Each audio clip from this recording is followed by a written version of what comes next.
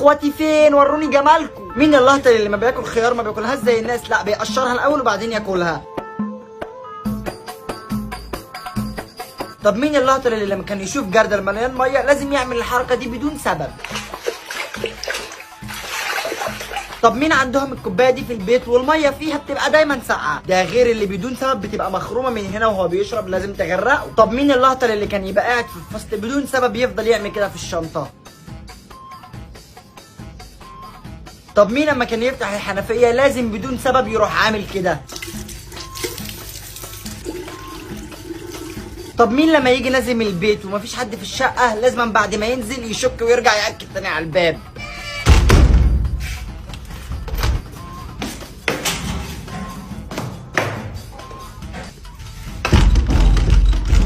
ده غير اللي مش بينزل على السلم زي الناس، لا لازم يعمل كده.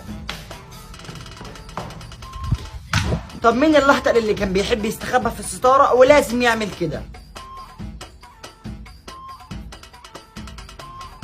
طب مين لما يبقى مريح ظهره على الكنبة ويشوف كورة مش بيسيبها في حالها لازم يلعب كده؟